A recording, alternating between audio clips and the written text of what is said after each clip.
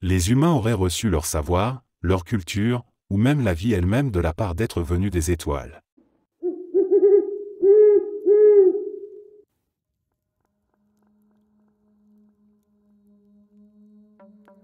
Le suaire de Turin. Ce simple nom évoque à lui seul une avalanche de récits, de croyances, de doutes et de recherches.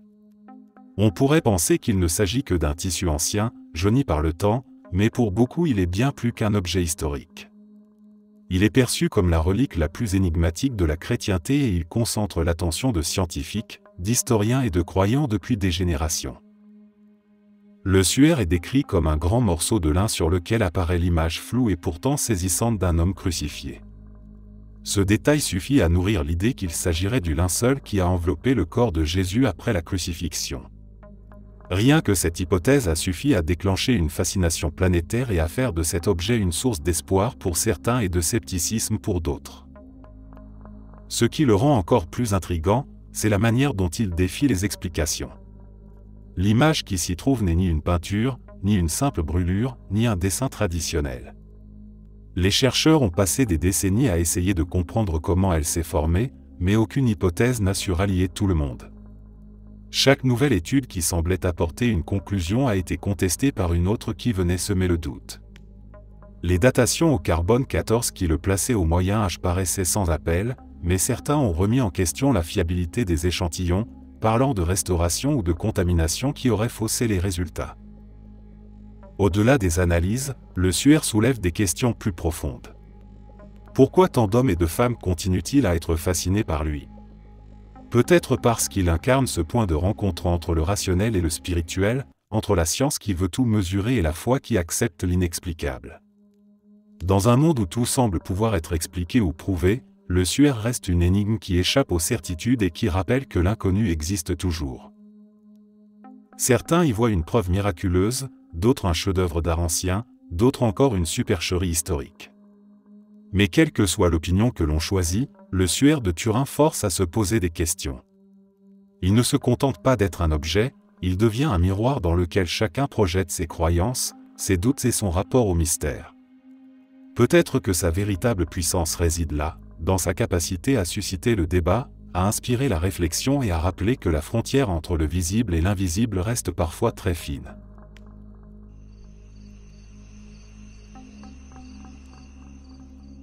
En 1911, deux mineurs cherchant du guano dans une grotte du Nevada n'imaginaient pas qu'ils allaient mettre la main sur l'un des récits archéologiques les plus controversés des États-Unis. Cette grotte, située près de la petite ville de Lovelock, allait rapidement devenir le cœur d'un mystère mêlant découvertes étranges, légendes amérindiennes et soupçons de dissimulation. Dès les premières fouilles, on retrouve des centaines d'artefacts, outils en pierre, pointes de flèches, filets de pêche, sandales tressées, objets de bois parfaitement préservés. Mais le plus étonnant n'est pas là. Parmi ces vestiges, des ossements humains gigantesques auraient été mis au jour. Les témoins de l'époque parlent de squelettes mesurant entre 2 et 2,5 mètres de haut, certains présentant des crânes aux proportions anormales. Un détail revient souvent dans les récits, une chevelure rousse, toujours visible sur certains restes momifiés. Et c'est là que les choses prennent une tournure encore plus troublante.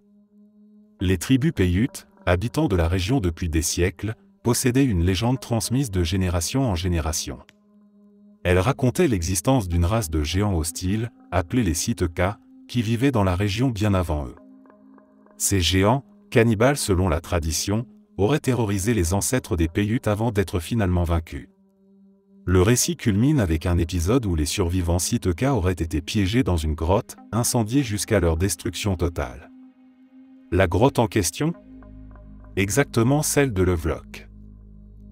Cette coïncidence entre le mythe et la découverte a alimenté des décennies de débats. Des archéologues mandatés par l'Université de Californie ont étudié le site et récupéré plus de 10 000 objets. Mais très vite, les ossements les plus spectaculaires disparaissent mystérieusement des inventaires officiels. Aujourd'hui, seuls quelques fragments sont exposés dans de petits musées locaux. Les plus sceptiques affirment que les mineurs ont exagéré, que les mesures étaient fausses, ou qu'il s'agissait simplement de grands individus et non de véritables géants. Mais les récits concordants de plusieurs témoins, l'étrange disparition des preuves les plus compromettantes et la correspondance frappante avec la légende des Paiutes entretiennent le doute. Ce mystère illustre parfaitement la zone grise entre archéologie officielle et tradition orale. D'un côté, les scientifiques insistent sur le manque de preuves solides. De l'autre, les habitants locaux et certains chercheurs indépendants voient dans ces fragments d'histoire un indice que le passé de l'humanité est plus complexe qu'on nous le présente.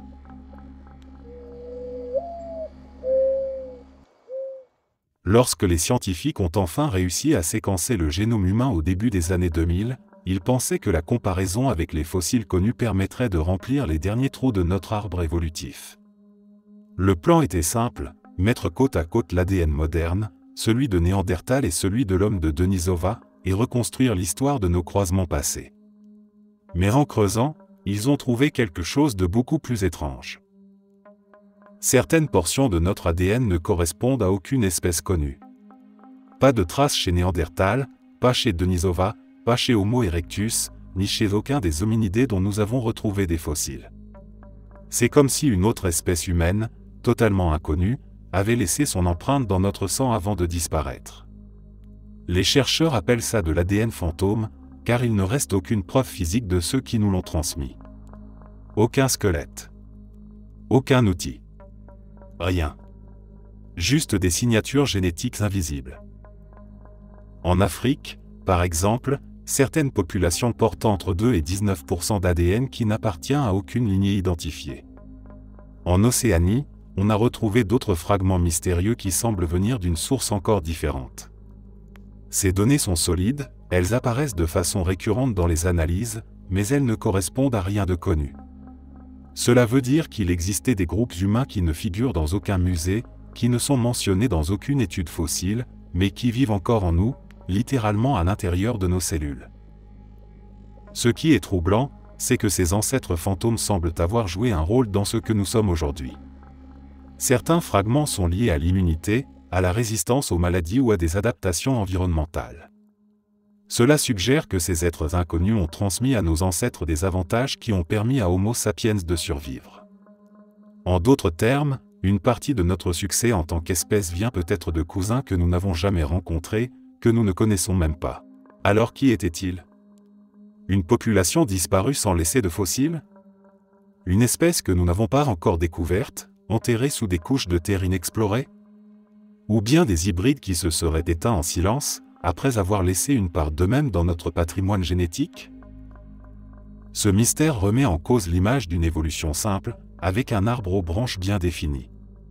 La réalité ressemble peut-être plus à une forêt dense, pleine de croisements, d'espèces qui apparaissent et disparaissent, dont certaines n'ont laissé que des ombres. Des ombres que nous portons toujours en nous.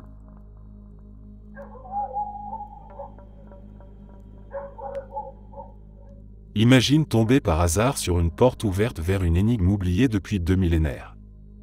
C'est exactement ce qui s'est produit en 1992 lorsqu'un habitant du village de Xianbequin, dans la province du Zhejiang en Chine, a décidé de pomper l'eau d'un vieil étang local. Ce qu'il croyait être une simple mare s'est révélé être l'entrée d'un gigantesque complexe souterrain taillé dans la roche. Et ce n'était que le début. En poursuivant les explorations, on a découvert pas une mais 36 cavernes massives, toutes creusées à la main avec une précision qui défie l'entendement. Les parois sont uniformément striées de motifs en chevron, comme si des milliers d'ouvriers avaient patiemment sculpté chaque centimètre avec une intention artistique. Les plafonds atteignent jusqu'à 30 mètres de hauteur. Les salles sont si vastes qu'elles pourraient contenir des cathédrales entières. Et pourtant, malgré leur ampleur, aucune trace historique n'existe. La Chine antique est connue pour son obsession des archives, même pour des événements mineurs. Or, sur ces grottes, rien. Pas une seule mention dans les chroniques officielles. Comme si elles n'avaient jamais existé. Les archéologues chinois en sont restés stupéfaits.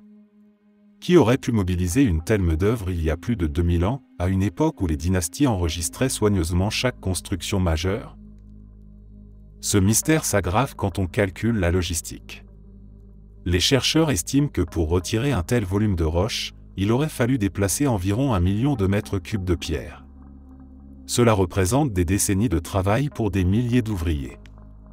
Et pourtant, Aucune trace de cette roche extraite n'a été retrouvée. Où est passée toute cette matière? Aucune carrière voisine ne correspond au volume manquant. Certains suggèrent qu'il s'agissait de tombes impériales inachevées, d'autres d'entrepôts militaires secrets.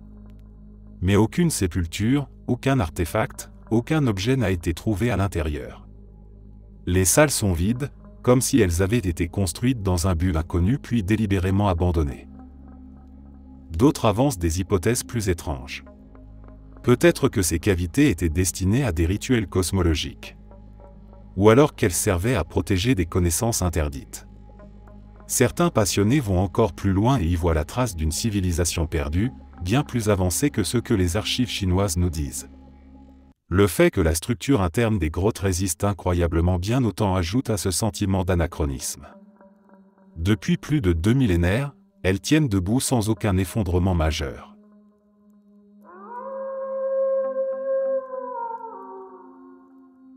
Les lignes de Nazca. Un immense désert au sud du Pérou, sec, aride, balayé par le vent et le temps. À première vue rien d'exceptionnel, une terre ocre et grise qui semble figée dans l'éternité. Mais lorsque l'on prend de la hauteur, le sol révèle quelque chose d'inattendu, d'immenses figures tracées dans le sable, des lignes parfaitement droites qui s'étendent sur des kilomètres, des animaux gigantesques dessinés avec une précision presque irréelle. Ces formes sont connues comme les lignes de Nazca et elles constituent l'un des plus grands mystères archéologiques du monde. Ces géoglyphes, dont certains mesurent plusieurs centaines de mètres, représentent des singes, des colibris, des araignées, mais aussi des spirales et des formes géométriques qui défient toute logique. On estime qu'ils ont été créés par la civilisation Nazca entre 500 avant notre ère et 500 après. Ce qui intrigue, c'est la manière dont ils ont été tracés. Il suffit de retirer la fine couche de cailloux sombres pour laisser apparaître la terre plus claire en dessous. Le procédé est simple, mais l'échelle des dessins est si monumentale que seule une vue aérienne permet de vraiment les voir. Cela pose alors une question évidente: pourquoi une civilisation ancienne aurait-elle créé des œuvres d'une telle ampleur, invisibles depuis le sol? Les théories abondent. Certains archéologues avancent qu'il s'agissait de lieux rituels, peut-être destinés à invoquer la pluie dans une région où l'eau était rare. D'autres pensent qu'il s'agissait de calendriers astronomiques, alignés avec le soleil et les étoiles pour marquer les cycles agricoles. Puis il y a les interprétations plus audacieuses, celles qui parlent de contacts extraterrestres ou de pistes d'atterrissage pour des visiteurs venus d'ailleurs. Ces idées sont séduisantes car elles nourrissent notre imaginaire, mais elles s'éloignent souvent des explications rationnelles. Ce qui est certain, c'est que les lignes de Nazca continuent d'échapper à une compréhension totale. Elles traversent les siècles sans perdre de leur mystère, protégées par le climat extrêmement sec qui empêche leur disparition.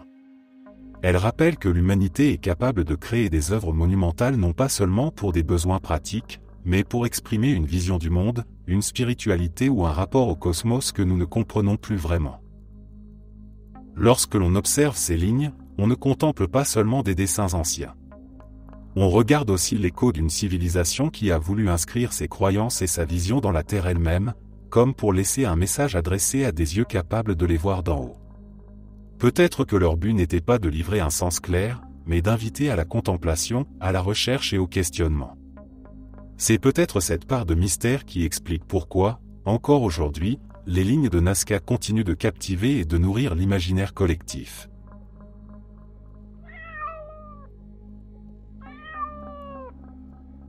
Imagine vivre dans une petite ville tranquille du Nouveau-Mexique et entendre en permanence un bourdonnement sourd, comme un moteur de camion qui tournerait au loin, alors qu'aucune source identifiable n'existe. C'est exactement ce que vivent certains habitants de Taos depuis les années 1990. Ce son étrange, appelé le Taosum, n'est pas audible par tout le monde. Selon des enquêtes locales, environ 2% des résidents peuvent l'entendre de façon constante. Pour ceux qui en souffrent, le bruit devient obsédant, ronge le sommeil et provoque une véritable angoisse car il ne s'arrête jamais. Des chercheurs se sont déplacés sur place pour enregistrer ce son, mais les résultats restent contradictoires. Certains ont réussi à capter de très faibles fréquences, d'autres n'ont rien trouvé du tout. L'armée américaine et des laboratoires acoustiques indépendants ont mené leurs propres analyses sans parvenir à une conclusion claire. Ce qui rend la chose encore plus troublante, c'est que le n'est pas unique à Taos. Des phénomènes similaires ont été rapportés en Angleterre, au Canada et même en Australie. Pourtant, à chaque fois, le bruit semble différent, comme si chaque région avait sa propre fréquence fantôme. Les théories abondent. Pour certains, il s'agit de micro-vibrations générées par des installations industrielles ou des antennes. D'autres évoquent des phénomènes géologiques encore mal compris. Certains vont même plus loin et parlent de signaux artificiels envoyés intentionnellement pour tester des technologies secrètes. Puis il y a les explications plus ésotériques, suggérant que ce son pourrait être une sorte de résonance planétaire que seuls certains humains sont capables de percevoir. Quoi qu'il en soit, le Taosom n'a jamais reçu d'explication définitive. Les habitants continuent d'en parler entre eux comme d'un secret local. Certains finissent par s'y habituer, d'autres quittent purement et simplement la région, incapables de supporter ce bruit fantôme.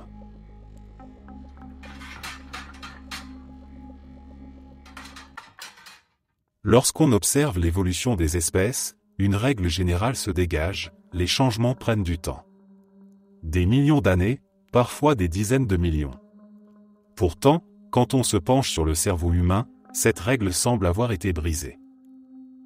Il y a environ 2 millions d'années, nos ancêtres du genre Homo avaient un cerveau qui ne dépassait pas 600 cm3, à peine plus grand que celui d'un chimpanzé. Mais en un laps de temps incroyablement court, à peine quelques centaines de milliers d'années, ce volume a doublé. Aujourd'hui, le cerveau humain atteint en moyenne 1400 cm3, avec une complexité de connexions neuronales que rien d'autre dans le règne animal n'approche. Ce qui intrigue, ce n'est pas seulement la taille, mais la vitesse de ce changement. En termes évolutifs, c'est un véritable bond en avant. Les théories scientifiques classiques tentent d'expliquer ce saut. Certains parlent de l'invention du feu, qui aurait permis de cuire la viande et d'apporter plus d'énergie au cerveau. D'autres avancent que la pression sociale, les interactions de groupe et le langage auraient stimulé une sorte de course à l'intelligence. On évoque aussi des changements climatiques qui auraient forcé nos ancêtres à développer des stratégies plus complexes pour survivre. Mais aucune de ces explications ne satisfait vraiment les chercheurs. Car d'autres espèces ont aussi connu des changements environnementaux extrêmes, d'autres animaux vivent aussi en groupes sociaux complexes, et pourtant, aucun n'a connu une telle explosion cérébrale. Pourquoi uniquement nous ? Pourquoi aussi vite ? Il y a quelque chose d'anormal dans ce saut. Comme si l'évolution avait pris un raccourci. Certains scientifiques parlent d'un mystère non résolu, d'autres osent des hypothèses plus audacieuses, consommation accidentelle de plantes psychotropes qui auraient stimulé le développement cognitif, pression d'un facteur inconnu, voire intervention extérieure. Ces idées sortent souvent du cadre académique, mais elles témoignent d'un fait troublant, la science n'a pas encore de réponse claire. Ce bond cérébral a ouvert la porte à tout ce qui nous rend humains, le langage articulé, la pensée abstraite, l'art rupestre, la religion, la conscience de soi. Mais si ce changement s'était produit un peu différemment, ou pas du tout, il est possible que nous serions restés une espèce parmi d'autres, sans jamais développer les civilisations que nous connaissons. Ce qui rend ce mystère encore plus fascinant, c'est qu'il reste visible aujourd'hui dans nos comportements. Nous utilisons un cerveau qui a évolué trop vite pour être parfaitement adapté. C'est peut-être pour ça que nous sommes à la fois capables de créativité géniale et de comportements destructeurs. Un organe surdimensionné, plein de contradictions, qui semble parfois en avance sur le reste de notre corps. Quand une personne revient d'un arrêt cardiaque ou d'une mort clinique temporaire, il n'est pas rare qu'elle raconte quelque chose qui trouble autant la médecine que la philosophie. Ce sont les fameuses expériences de mort imminente, ou EMI. Elles suivent souvent un schéma récurrent, une sensation de flottement hors du corps, la vision d'un tunnel de lumière, des retrouvailles avec des proches décédés, un sentiment de paix absolue, parfois même la perception d'événements qui se déroulaient dans la salle de réanimation alors que le corps était officiellement inconscient. La science tente de donner des explications. Le cerveau privé d'oxygène fonctionne de manière chaotique. Certaines zones hyperactives peuvent créer des hallucinations puissantes. L'effet tunnel, par exemple, pourrait être dû à la défaillance progressive de la rétine qui ne transmet plus qu'un signal lumineux central. Le sentiment de sérénité serait produit par une libération massive d'endorphines.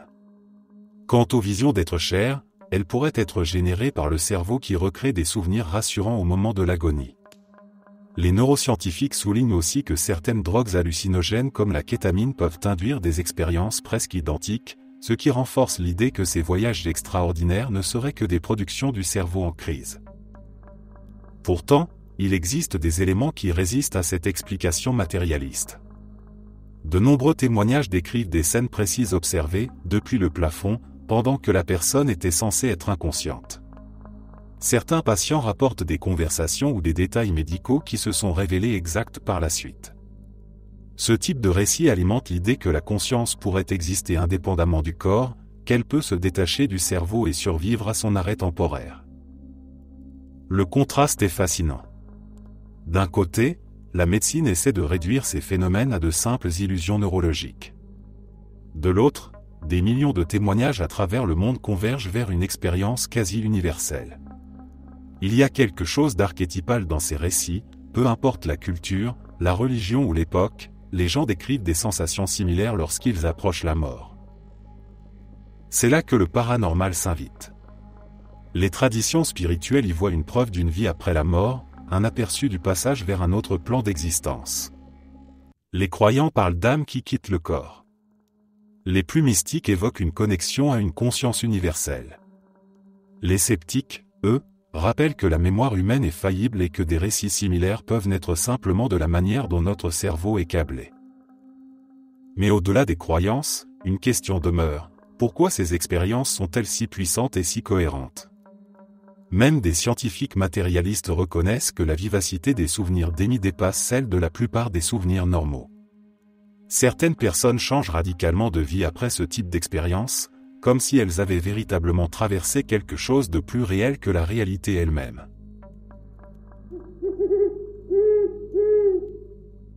Dayton Rock. Un énorme bloc de pierre posé sur la rive de la rivière Taunton dans le Massachusetts. À première vue, ce n'est qu'un rocher banal, sombre et massif, mais lorsqu'on s'approche, on découvre une surface couverte de gravures mystérieuses. Ces pétroglyphes intriguent depuis des siècles et personne ne s'accorde vraiment sur leur origine. Les symboles sont gravés de manière irrégulière, certains évoquent des figures humaines, d'autres des formes géométriques ou des inscriptions qui semblent appartenir à aucune langue connue. Depuis le XVIIe siècle, les chercheurs, explorateurs et curieux se penchent sur ce mystère. Les théories ont varié au fil du temps, chacune reflétant les obsessions de son époque. Certains y ont vu une œuvre laissée par les peuples amérindiens de la région, une sorte de marque culturelle ou spirituelle. D'autres ont imaginé qu'il s'agissait de traces laissées par des marins phéniciens ou encore par les Vikings, hypothèse séduisante qui alimente le mythe d'exploration précolombienne venue d'Europe. Au XIXe siècle, certains érudits y lisaient même des caractères portugais et pensaient que le rocher prouvait la venue d'explorateurs européens bien avant Christophe Colomb. La vérité est que personne ne sait avec certitude qui a gravé ce rocher ni pourquoi. Les symboles sont trop ambigus pour donner une réponse claire et les datations sont difficiles à établir. Ce manque de certitude nourrit évidemment l'imaginaire. Pour certains, Dayton Rock est la preuve tangible que l'histoire est plus complexe et plus vaste que les manuels scolaires ne le laissent penser. Pour d'autres, il s'agit simplement d'un témoignage de l'expression artistique ou spirituelle des peuples natifs qui vivaient dans cette région bien avant l'arrivée des colons européens. Ce qui rend cette pierre encore plus captivante, c'est la manière dont elle a été transformée en un miroir pour nos propres croyances. Chaque génération projette ses idées et ses mythes dessus. Les nationalistes européens du passé voulaient y voir la preuve de la présence de leurs ancêtres, les amateurs d'histoire alternative y voient une énigme liée à des civilisations disparues, et les chercheurs modernes rappellent qu'il est plus juste de la replacer dans le contexte des peuples autochtones d'Amérique. Dayton Rock ne livre pas ses secrets et c'est peut-être pour cela qu'il attire autant l'attention. Il incarne ce mélange entre archéologie, légende et imagination collective. On ne sait pas s'il est un simple témoignage de vie spirituelle locale ou un indice d'explorations oubliées, mais ce qui est certain c'est qu'il continue de poser une question universelle: jusqu'où notre histoire connue est-elle complète et que reste-t-il encore à découvrir dans les traces laissées par nos ancêtres ?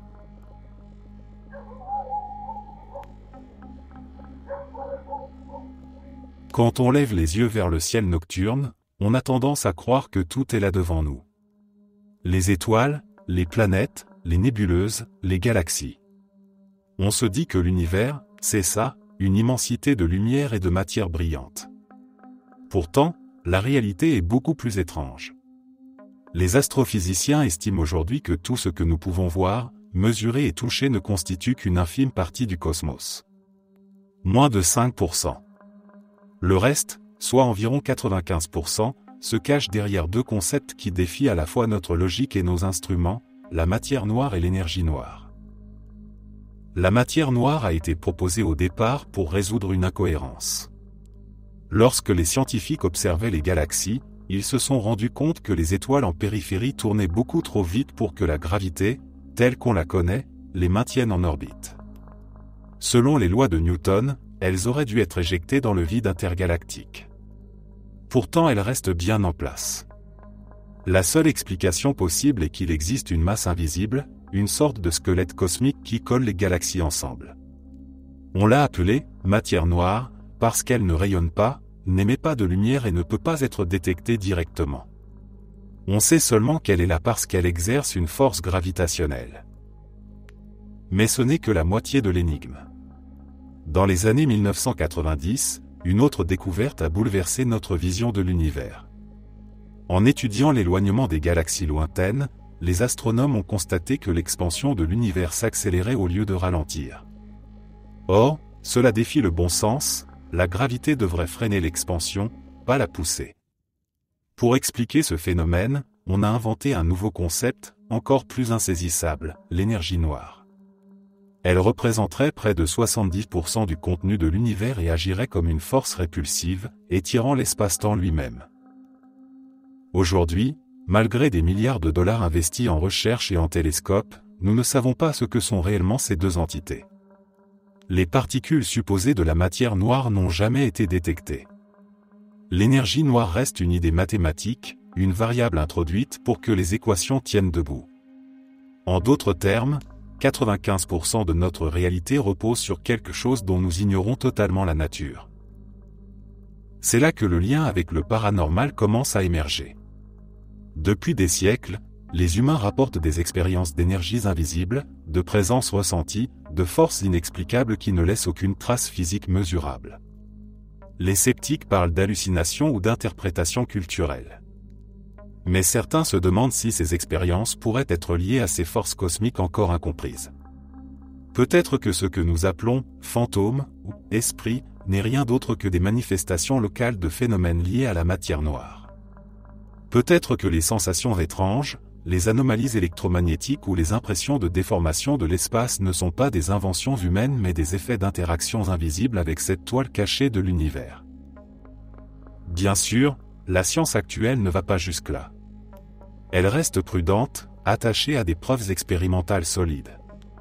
Mais le fait de savoir que la plus grande partie du cosmos nous échappe totalement ouvre un espace fertile pour toutes sortes de spéculations.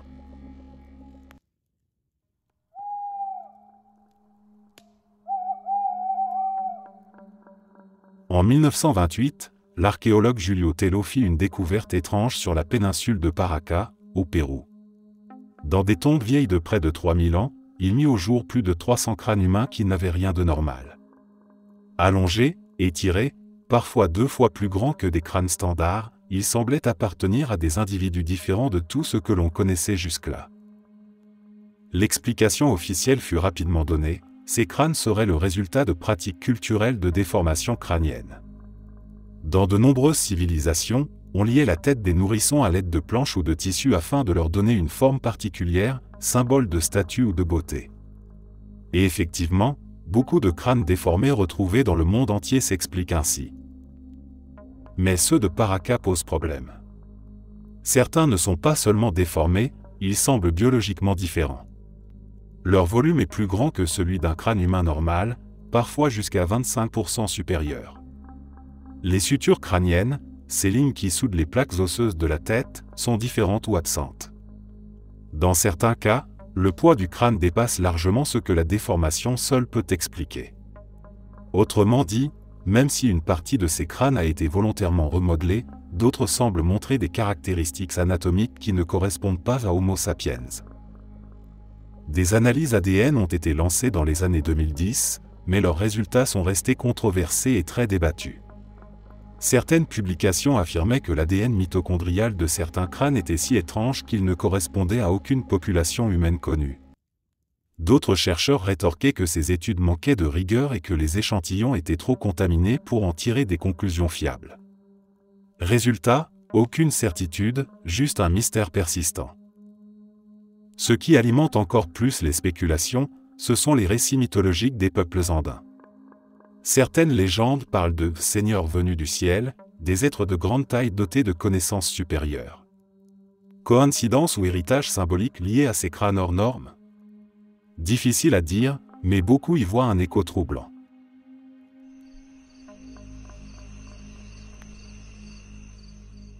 Le lac Vostok est sans doute l'un des lieux les plus mystérieux de notre planète, précisément parce qu'il est caché sous près de 4 km de glace en Antarctique. Pendant des millions d'années, ce lac est resté totalement isolé du monde extérieur. Aucun rayon de soleil ne l'a atteint, aucune interaction avec l'atmosphère n'a eu lieu, et pourtant il est gigantesque, comparable en superficie à l'un des grands lacs d'Amérique du Nord.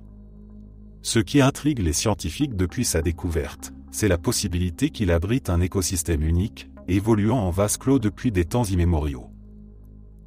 L'existence du lac Vostok a été confirmée dans les années 1990 grâce à des relevés satellitaires et à des études radars capables de sonder la glace.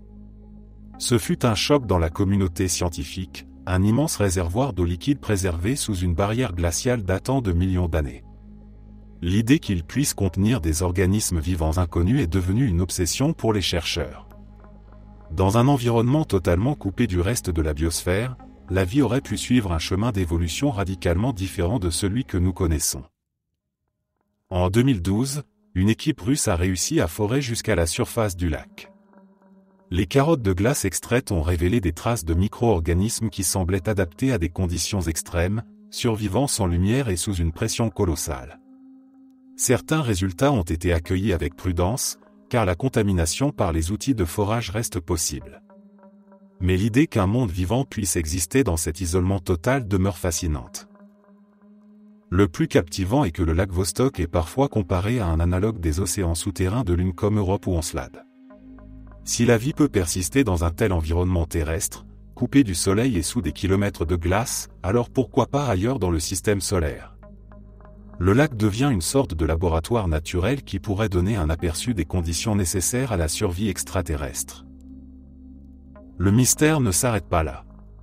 Certains imaginent que des formes de vie plus complexes que de simples microbes pourraient exister dans ces eaux sombres. Des organismes ayant évolué sur des millions d'années de manière isolée, peut-être inconnus ailleurs sur Terre. Si cela s'avérait vrai, chaque créature observée bouleverserait notre compréhension de la biologie. Là où la science s'aventure prudemment, l'imaginaire s'envole. Des récits spéculent sur des écosystèmes entiers, avec des chaînes alimentaires complètes vivant dans cet océan caché. Le lac Vostok devient alors une porte vers un monde parallèle, enfoui sous la glace, presque inaccessible et pourtant bien réel. L'exploration de ce lieu est à la fois un défi technologique et une plongée dans l'inconnu. À chaque nouvelle avancée, ce qui ressort c'est que le mystère du lac Vostok ne concerne pas seulement ce qu'il cache mais ce qu'il suggère. Il nous rappelle que la Terre recèle encore des secrets profonds et que certains d'entre eux peuvent changer notre manière de concevoir la vie et l'univers.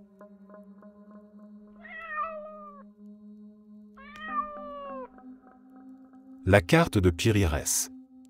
En 1929, dans une bibliothèque d'Istanbul, des chercheurs ont découvert un document qui allait bouleverser la vision de l'histoire de la cartographie. Il s'agissait d'un fragment de carte dessiné en 1513 par l'amiral ottoman Piri-Reis, célèbre marin et cartographe de son époque. À première vue, ce n'était qu'un document ancien parmi d'autres, mais en l'examinant de plus près, les chercheurs ont réalisé que cette carte contenait des détails troublants. On y voit avec une précision surprenante les côtes de l'Europe, de l'Afrique de l'Ouest et de l'Amérique du Sud, ce qui peut sembler normal pour un explorateur du XVIe siècle, puisque les voyages transatlantiques avaient déjà commencé. Mais ce qui intrigue, ce sont certains tracés qui semblent correspondre à des zones qui n'auraient pas dû être connues à l'époque. Plusieurs interprétations affirment que la carte montre une partie de l'Antarctique, sans glace, comme si le cartographe avait eu accès à des informations provenant d'un passé bien plus ancien. Ce détail a alimenté de nombreuses théories. Certains chercheurs traditionnels expliquent que ces contours pourraient n'être que des erreurs de projection ou des déformations liées aux connaissances limitées du temps. D'autres, plus audacieux, y voient la preuve que Piri Reis aurait eu entre les mains des documents encore plus anciens, transmis par des civilisations disparues qui auraient cartographié le monde bien avant l'ère des grandes découvertes. Cela alimente l'idée d'une mémoire collective oubliée ou d'un savoir perdu, transmis à travers les âges par des routes mystérieuses. Ce qui rend cette carte encore plus captivante, c'est qu'elle témoigne du mélange de sources auxquelles Piri Reis avait accès. Il disait lui-même avoir utilisé une vingtaine de cartes anciennes, certaines grecques, certaines arabes, certaines plus récentes issues des voyages portugais. Cela montre qu'au XVIe siècle, la connaissance du monde n'était pas uniquement façonnée par les explorateurs européens, mais par une véritable mosaïque de culture et de transmission.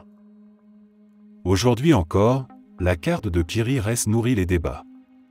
Est-ce une simple curiosité historique amplifiée par notre fascination pour les mystères, ou bien la trace d'un savoir beaucoup plus ancien que nous avons perdu ? Dans un monde où tout semble déjà découvert, ces fragments du passé nous rappellent que certaines énigmes résistent toujours à nos explications et qu'elles ouvrent des portes vers des histoires possibles qui dépassent notre imagination.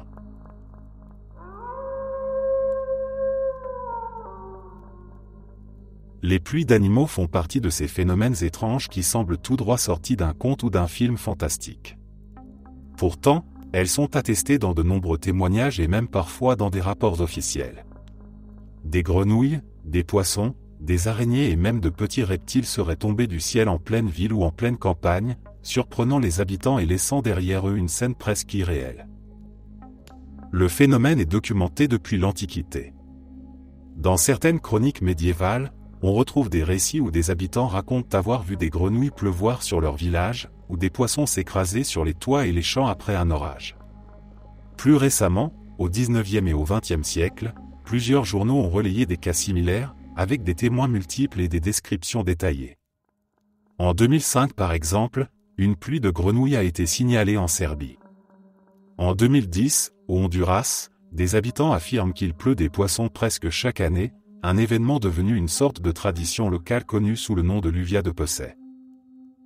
La science a tenté d'apporter des explications rationnelles. Le scénario le plus couramment proposé est celui des trombes marines ou des tornades.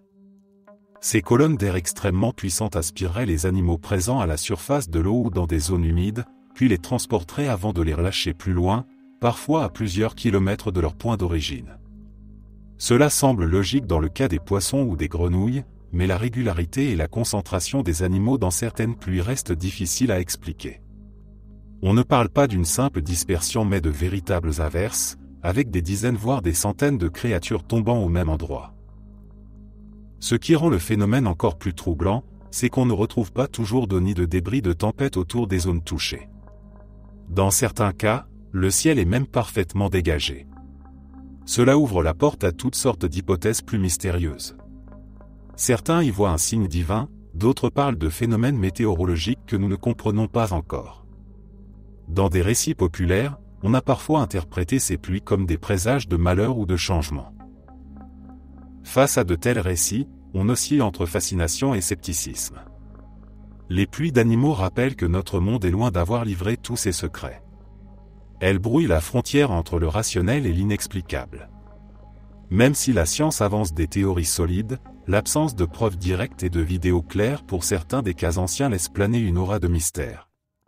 Quand on imagine soudain une pluie de poissons s'abattant en plein centre-ville, difficile de ne pas avoir l'impression que la nature nous envoie un message ou nous rappelle qu'elle garde en elle des forces imprévisibles et étonnantes.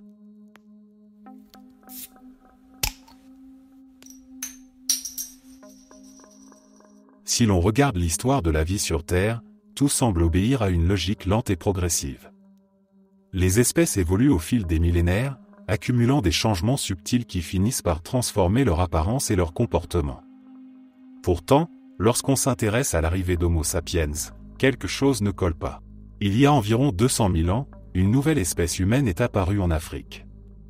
Mais pas n'importe quelle espèce, une créature dotée d'un cerveau plus complexe, d'un langage articulé, d'une créativité artistique et d'une organisation sociale inédite. Homo sapiens n'était pas seulement un autre hominidé, il représentait un véritable bond en avant. Et ce bond semble s'être produit beaucoup trop vite pour être normal. Avant nous, il existait une mosaïque d'espèces, Néandertal en Europe, Denisova en Asie, des Homo archaïques un peu partout, sans oublier Homo erectus, qui avait survécu pendant près de 2 millions d'années. Ses cousins étaient intelligents, capables d'utiliser des outils et de survivre dans des environnements hostiles.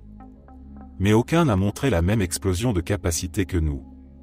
Puis, presque d'un coup, Homo sapiens apparaît avec des comportements qui n'avaient pas existé jusque-là. Les archéologues parlent souvent de la révolution cognitive, cette période où nos ancêtres ont commencé à peindre sur les parois des grottes, à sculpter des figurines, à enterrer leurs morts avec des rites, à créer des armes sophistiquées et des bijoux. Tout cela est survenu en quelques dizaines de milliers d'années, ce qui est extrêmement court à l'échelle de l'évolution. Pourquoi un tel saut? Les explications restent floues. Certains avancent que ce n'était qu'une question de seuil critique, une fois le cerveau arrivé à une certaine taille, tout s'est accéléré.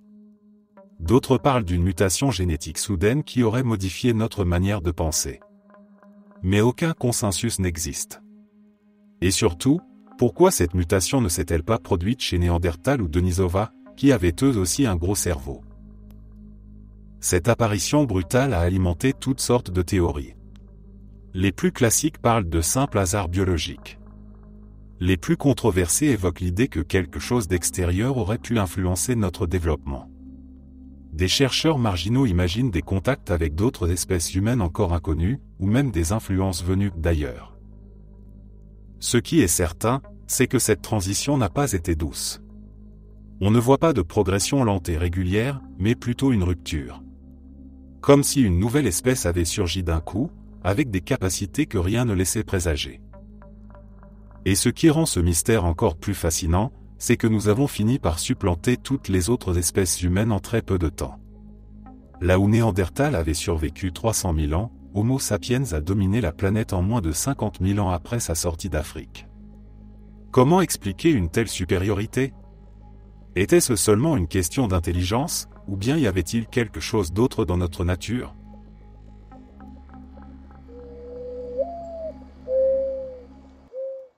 Les statues de l'île de Pâques, appelées Maui, comptent parmi les plus grands mystères archéologiques au monde.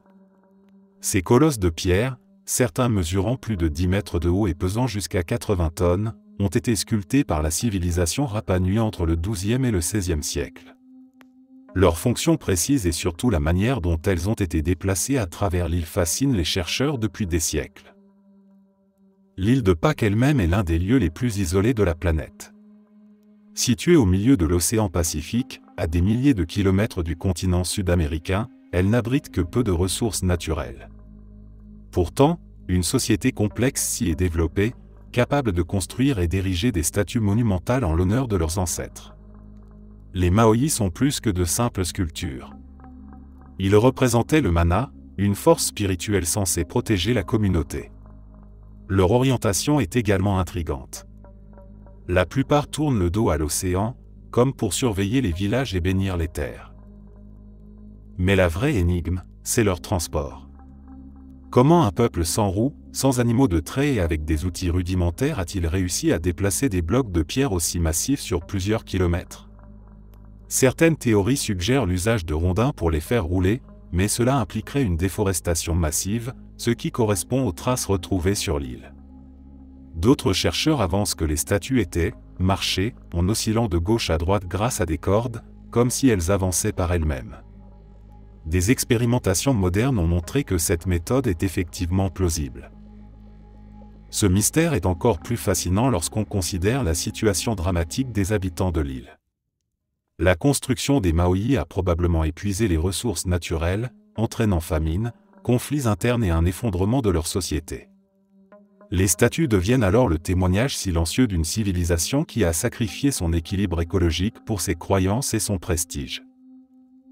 À chaque fois qu'on voit ces silhouettes de pierre plantées dans le sol volcanique, on ne peut s'empêcher de se demander si elles sont des avertissements laissés pour l'humanité. Elles nous rappellent qu'une société peut atteindre un niveau d'ingéniosité incroyable tout en s'autodétruisant par manque de prévoyance. L'énigme des Maoi n'est pas seulement une question technique ou historique. C'est un miroir qui reflète nos propres choix et les conséquences possibles de nos excès.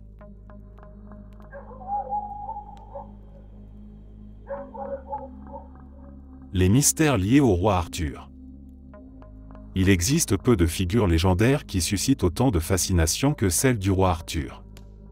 On parle de lui comme d'un monarque courageux, protecteur de la Bretagne, entouré de chevaliers loyaux qui se réunissaient autour de la fameuse table ronde. Mais ce qui rend Arthur si captivant, c'est justement le flou entre l'histoire et le mythe. Était-il un souverain ayant réellement existé, ou bien une invention littéraire destinée à incarner un idéal de justice, de bravoure et de loyauté? Les textes anciens n'apportent aucune réponse claire. Les premières mentions d'un chef de guerre nommé Arthur apparaissent dans des chroniques galloises du Haut Moyen Âge, mais elles sont vagues et fragmentaires. Au fil du temps, la légende s'est enrichie, Merlin le magicien, Excalibur l'épée invincible, la quête du Graal, la trahison de Lancelot et de Guenièvre. Tous ces éléments ont façonné une mythologie complexe qui continue d'inspirer romans, films et analyses historiques. Ce qui intrigue, c'est la manière dont cette légende a survécu et évolué à travers les siècles. Chaque époque a façonné son Arthur. Pour les chroniqueurs médiévaux, il représentait un roi chrétien idéal, unificateur face aux invasions. Pour les écrivains romantiques, il devenait le symbole de la noblesse chevaleresque et du sacrifice. Aujourd'hui encore, Arthur est utilisé dans la culture populaire comme un archétype du héros noble et tragique. Mais derrière ces récits, certains chercheurs cherchent à retrouver une figure historique, un chef de guerre celte qui aurait résisté aux envahisseurs saxons au VE ou VIe siècle. La question de l'authenticité reste ouverte. Il n'existe pas de preuves archéologiques définitives, mais certaines fouilles en Grande-Bretagne ont relancé le débat. Des forteresses anciennes, des sépultures mystérieuses et des toponymes liés à Arthur entretiennent l'idée que la légende pourrait avoir un noyau historique. Pourtant, chaque découverte amène plus de questions que de réponses, comme si Arthur était destiné à rester un personnage à moitié réel et à moitié mythique. Les mystères qui entourent Arthur ne se limitent pas à son existence. Ils concernent aussi le sens de sa légende. Pourquoi cette figure a-t-elle traversé le temps avec autant de force ? Peut-être parce qu'elle incarne des idéaux universels, la quête de justice, la loyauté, la lutte contre le chaos, mais aussi la fragilité humaine face à la trahison et au destin. Arthur n'est pas seulement un roi, il est le reflet de nos espoirs et de nos contradictions.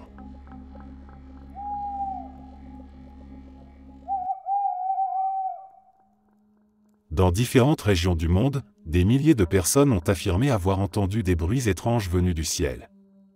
Ces sons, surnommés parfois sons de l'Apocalypse, se manifestent sous forme de grondements métalliques, de vibrations sourdes ou même de ce qui ressemble à d'immenses trompettes résonnant au-dessus des villes et des campagnes. Les témoignages proviennent d'endroits très éloignés les uns des autres, comme le Canada, la Suède, l'Ukraine ou les États-Unis, ce qui rend encore plus difficile l'idée d'une explication unique. Les vidéos publiées en ligne, souvent accompagnées de réactions de surprise ou de peur, ont alimenté la viralité du phénomène et l'imaginaire collectif. Plusieurs théories scientifiques ont été avancées. Certains géophysiciens évoquent des mouvements souterrains ou des phénomènes atmosphériques rares capables de produire des sons amplifiés par l'écho des nuages ou des reliefs. D'autres chercheurs suggèrent qu'il pourrait s'agir d'un effet acoustique lié au vent qui interagit avec des structures métalliques, des antennes ou des bâtiments, générant ainsi des résonances bizarres. Mais aucune explication n'a été confirmée de manière universelle et chaque observation reste en grande partie isolée, ce qui renforce le mystère. Dans l'imaginaire populaire, ces bruits sont rapidement associés à des signes surnaturels ou bibliques. Le mot « apocalypse » est revenu souvent, alimenté par la ressemblance avec des trompettes, symbole de fin des temps dans de nombreuses traditions religieuses. Pour d'autres, il pourrait s'agir de manifestations liées à des phénomènes extraterrestres ou à des expériences technologiques secrètes. Ces interprétations, bien qu'improbables, reflètent le fait que le cerveau humain cherche toujours à donner du sens à l'inconnu. Ce qui frappe, c'est l'effet psychologique puissant que ces sons exercent sur ceux qui en ont été témoins. Plusieurs personnes décrivent une sensation de malaise, comme si leur corps réagissait instinctivement à un danger invisible. Le caractère imprévisible et la nature inquiétante du son créent une atmosphère de suspense qui rappelle les récits apocalyptiques ou les films de science-fiction.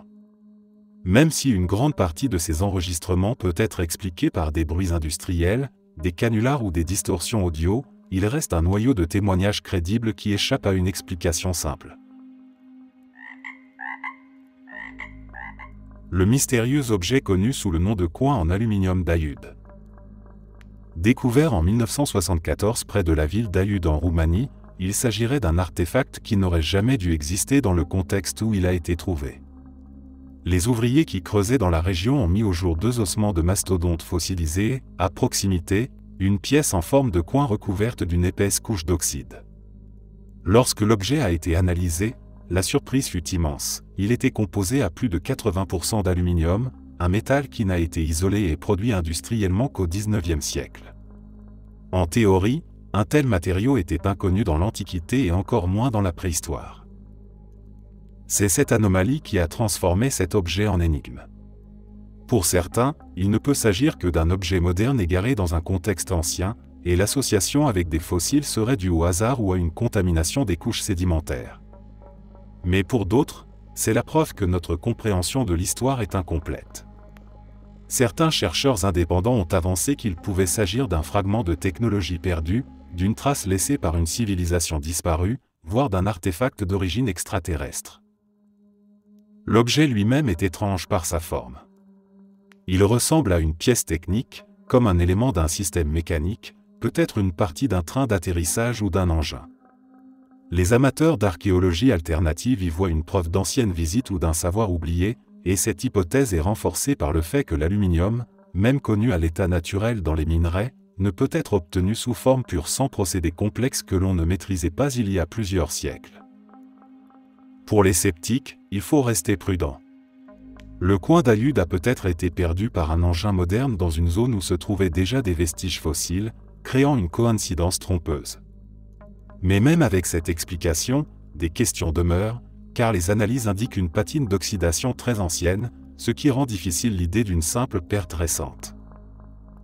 Ce qui rend ce cas si fascinant, ce n'est pas seulement l'objet lui-même mais le contraste entre sa matérialité, bien réelle, et l'absence d'explication satisfaisante. Comme pour beaucoup d'artefacts dits hors de leur temps, ce wedge d'Aiud agit comme une fissure dans notre vision de l'histoire. Il nourrit cette idée que nous ne connaissons peut-être pas tout de notre passé, que des pages entières de l'évolution humaine pourraient avoir été effacées, et que des découvertes isolées comme celle-ci sont autant de rappels de notre ignorance.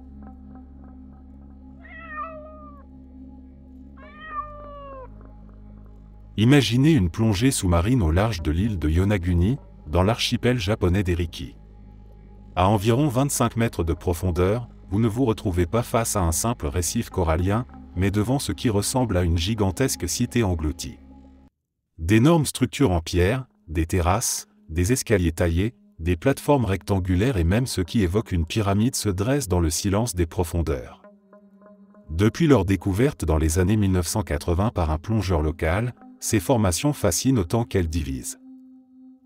Les géologues avancent que ces blocs massifs pourraient être le fruit d'une érosion naturelle, le résultat de l'action des vagues et des tremblements de terre qui secouent régulièrement la région.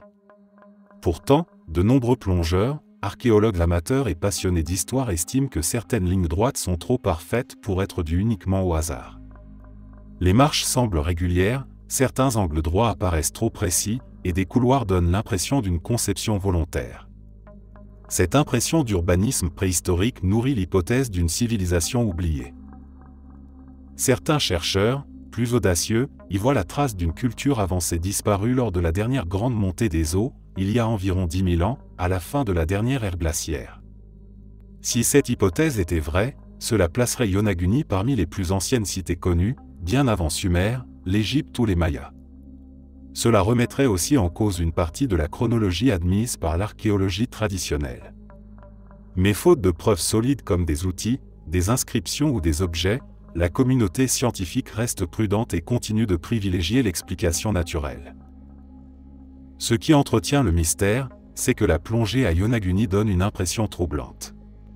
Beaucoup de ceux qui visitent le site témoignent d'un sentiment étrange en explorant ces escaliers massifs et ces plateformes silencieuses. Certains parlent d'une aura de majesté, d'autres d'un frisson, comme si l'endroit portait la mémoire d'un passé oublié. Même si aucune conclusion définitive n'a été tirée, l'idée que sous la mer se cachent peut-être les vestiges d'une civilisation perdue continue de hanter l'imaginaire collectif. Yonaguni n'est pas seulement une curiosité géologique, c'est une fenêtre ouverte sur une énigme où se rencontrent science, mythe et fascination humaine pour les mondes disparus.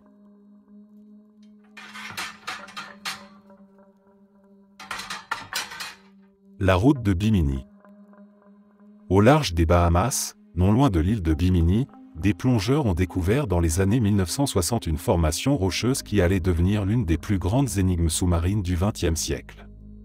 À quelques mètres de profondeur, s'étend une succession de blocs massifs en calcaire, parfaitement rectangulaires, disposés côte à côte comme les pavés d'une route antique. Cette structure, longue de près d'1 kilomètre, est rapidement devenue connue sous le nom de Bimini Road. À première vue, certains archéologues ont suggéré qu'il s'agissait d'un phénomène naturel. Les pierres pourraient être des dalles calcaires fracturées par l'érosion, déplacées par le temps et les courants marins, donnant l'illusion d'une construction artificielle. Pourtant, lorsqu'on observe l'agencement des blocs, leur taille régulière et leur alignement, l'impression qui domine est celle d'un travail humain.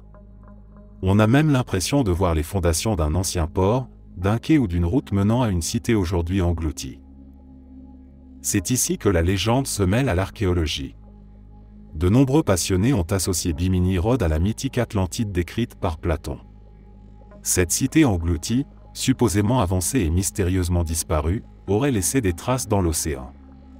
Pour les partisans de cette hypothèse, la route de Bimini serait un vestige de cette civilisation perdue. D'autant plus que la découverte est survenue peu de temps après la prédiction d'Edgar Cayce, un médium américain qui avait annoncé que des ruines atlantes émergeraient dans les Bahamas dans les années 1960. Cette coïncidence a renforcé le mythe et donné à Bimini une aura presque mystique. Pour les sceptiques, il faut rester rationnel. Le calcaire de la région se fracture naturellement en forme géométrique, ce qui pourrait expliquer la ressemblance avec des blocs taillés.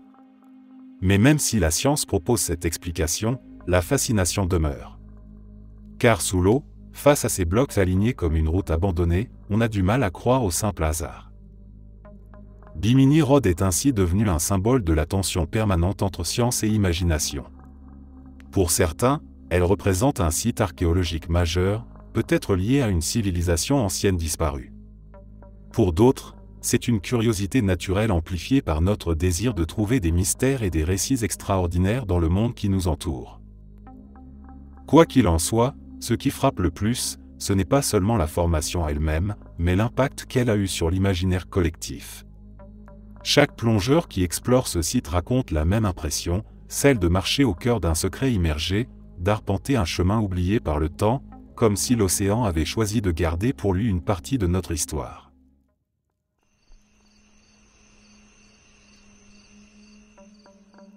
Le mystère de la nature du verre. À première vue, le verre semble banal. On en trouve partout, dans les fenêtres, les bouteilles, les écrans de nos téléphones. Pourtant, derrière cette transparence familière se cache l'une des énigmes les plus troublantes de la science des matériaux. Car la question fondamentale demeure, qu'est-ce que le verre, exactement? Est-ce un solide? Est-ce un liquide? La réponse n'est pas aussi simple qu'on pourrait le croire.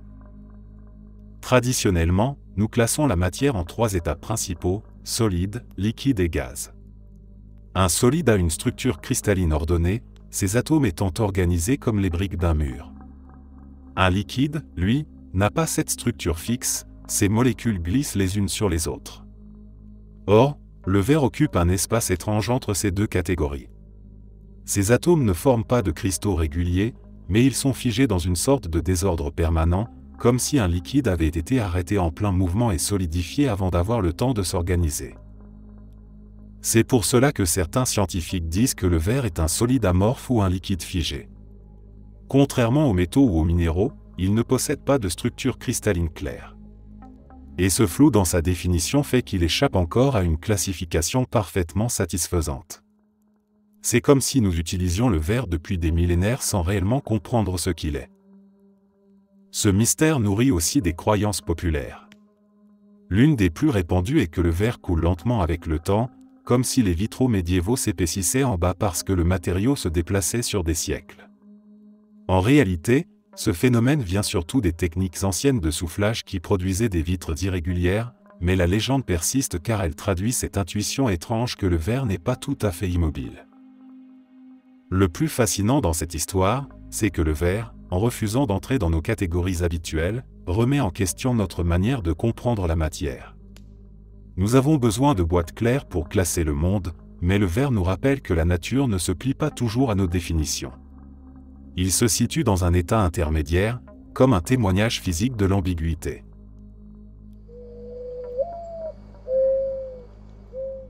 Au cœur de la vallée de l'Indus, aujourd'hui au Pakistan, s'élève le vestige d'une cité qui fut l'une des plus avancées de l'Antiquité. Mohenjo-Daro, fondée il y a environ 4500 ans, était au centre de l'une des premières grandes civilisations urbaines du monde. Pourtant, malgré son importance historique, elle reste entourée de mystères qui intriguent encore archéologues et passionnés. Ce qui frappe en premier, c'est l'organisation de la ville. Contrairement à de nombreuses cités anciennes construites de manière organique, Mohenjo-Daro révèle une planification méticuleuse. Des rues rectilignes, un système d'égouts élaboré, des habitations standardisées, des entrepôts et même un grand bassin public que certains qualifient de piscine rituelle. À une époque où une grande partie du monde vivait encore dans des villages dispersés, les habitants de l'Indus avaient déjà conçu une métropole ordonnée, hygiénique et prospère. Mais le plus grand mystère réside dans ce que nous ne savons pas. On ignore presque tout de leur langue, car les symboles retrouvés sur des sceaux n'ont jamais été déchiffrés. Ce silence rend impossible une compréhension profonde de leur société, de leur religion ou de leur organisation politique. Mohenjo-Daro semble avoir été puissante et florissante, puis soudainement abandonnée. Les raisons de ce déclin restent floues, certains parlent d'un changement climatique ayant asséché le fleuve, d'autres d'invasions venues de l'extérieur, d'autres encore d'un cataclysme imprévu. Une autre énigme a émergé avec des découvertes troublantes. Des archéologues ont retrouvé des squelettes dans les rues de la cité, comme si les habitants avaient été surpris par une catastrophe brutale. Certains chercheurs non conventionnels ont avancé des théories spectaculaires, parlant d'une explosion soudaine ou même d'une forme de radiation. Ces idées sont controversées, mais elles montrent à quel point Mohenjo-Daro nourrit l'imaginaire, car elle ne se contente pas d'être une ruine ancienne, elle pose la question d'une civilisation entière disparue dans des circonstances obscures. Mohenjo-Daro représente l'un de ces paradoxes de l'histoire, une société capable de prouesses urbaines et techniques, mais dont la mémoire s'est presque entièrement effacée. Elle nous rappelle que la grandeur d'une civilisation ne garantit pas sa survie, et que des peuples entiers, aussi avancés soient-ils, peuvent sombrer dans l'oubli.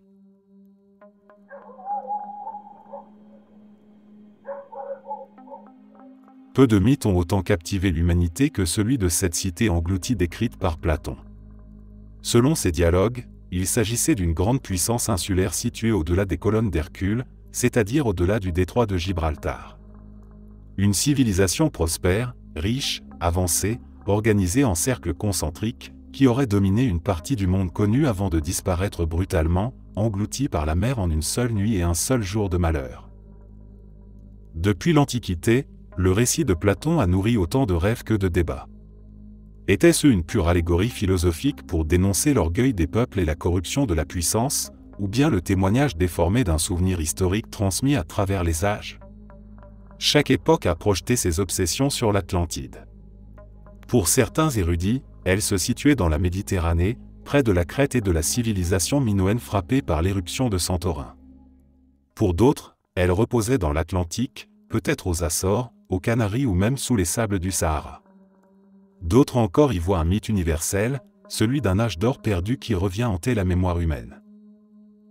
Ce qui rend l'Atlantide si fascinante, c'est qu'elle semble être à la fois partout et nulle part. Les archéologues sérieux rappellent que Platon n'évoquait probablement qu'un récit symbolique, mais les passionnés continuent d'y chercher une réalité tangible. Chaque découverte géologique ou archéologique, chaque cité submergée ou vestige inattendu alimente l'idée que la légende pourrait cacher un fond de vérité. Et si, derrière le mythe, il existait réellement une civilisation avancée, disparue trop tôt pour laisser une trace claire dans notre histoire? L'Atlantide incarne aussi une inquiétude intemporelle, la fragilité des sociétés humaines face à la nature et au temps. Elle est le miroir de nos propres civilisations modernes, persuadées de leur puissance, mais conscientes qu'un cataclysme, un changement climatique ou une guerre pourraient tout effacer. Elle nous parle de la grandeur, mais aussi de la chute, et c'est peut-être pour cela qu'elle reste si universelle. Qu'on l'imagine comme une cité étincelante aux palais d'or et de cristal, ou comme une simple métaphore philosophique, l'Atlantide vit toujours dans notre imagination collective. Elle nous invite à chercher, à douter, à espérer que le passé recèle encore des secrets à révéler. Peut-être qu'elle n'a jamais existé, ou peut-être qu'elle est là, enfouie quelque part sous les eaux ou sous les sables, attendant que nous retrouvions ses traces. Mais peut-être aussi que sa véritable fonction n'est pas d'être retrouvée, mais de continuer à nourrir notre soif de mystère et notre fascination pour ce qui échappe à l'explication rationnelle.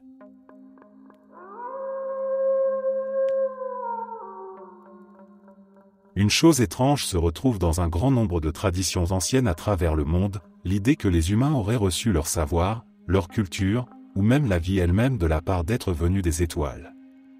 Ce n'est pas une légende isolée mais un motif universel, partagé par des peuples qui n'ont jamais eu de contact entre eux. Chez les Dogons du Mali, par exemple, on trouve des récits fascinants autour de Sirius, l'étoile la plus brillante du ciel. Selon leur tradition, des êtres appelés les Nomos seraient descendus du ciel pour enseigner aux humains des connaissances avancées. Ce qui intrigue, c'est que les Dogons décrivaient Sirius comme un système binaire avec une étoile invisible à l'œil nu, bien avant que les astronomes modernes le confirment. Comment un peuple sans télescope pouvait-il savoir cela? Coïncidence, transmission oubliée, ou souvenir d'une rencontre particulière? En Mésopotamie, les anciens Sumériens racontaient l'histoire des Anunnaki, des dieux venus du ciel qui auraient façonné l'humanité en mélangeant leur essence avec celle des êtres terrestres. Dans leurs tablettes d'argile, ils décrivent ces entités comme ayant apporté l'agriculture, l'écriture et l'organisation sociale. Pour certains chercheurs, ce n'est qu'un mythe cosmogonique, une manière poétique d'expliquer les origines. Mais pour d'autres, la précision et la récurrence de ces récits méritent d'être regardés de plus près. Les peuples amérindiens parlent aussi de « frères des étoiles » qui auraient guidé leurs ancêtres. Chez les Mayas et les Aztèques, les divinités sont souvent décrites comme descendues du ciel pour offrir aux humains des savoirs astronomiques et calendaires d'une exactitude troublante. De l'autre côté du monde, en Australie, les aborigènes racontent dans leurs songlings que leurs ancêtres ont été guidés par des êtres venus des constellations. Ce qui frappe, ce n'est pas le contenu exact des mythes, qui varie d'une culture à l'autre, mais leur trame commune, une intervention extérieure, un don de savoir, un lien entre l'humanité et le ciel. Même en Europe, les récits de dieux olympiens ou nordiques mettent souvent en scène des entités venues d'un ailleurs lumineux. Bien sûr, la plupart des historiens considèrent ces récits comme des métaphores. Le ciel pourrait représenter le divin, l'inconnu, ou tout simplement la force de la nature. Mais la répétition d'un même schéma à travers des continents et des millénaires laisse planer un doute. Et si ces mythes n'étaient pas seulement symboliques? Et s'ils conservaient, sous une forme déformée, la mémoire d'événements réels, transmis oralement de génération en génération? Peut-être que les humains anciens ont réellement vécu des rencontres qu'ils ne pouvaient expliquer autrement qu'en parlant d'êtres venus du ciel. Peut-être que ces récits sont le reflet de contacts avec d'autres peuples humains disparus, perçus comme différents et supérieurs. Ou peut-être qu'ils sont la trace codée d'expériences bien plus étranges. Merci d'être resté jusqu'à la fin. N'oubliez pas d'aimer la vidéo, de vous abonner et de partager vos propres histoires en commentaire. On se retrouve demain à la même heure devant ce feu.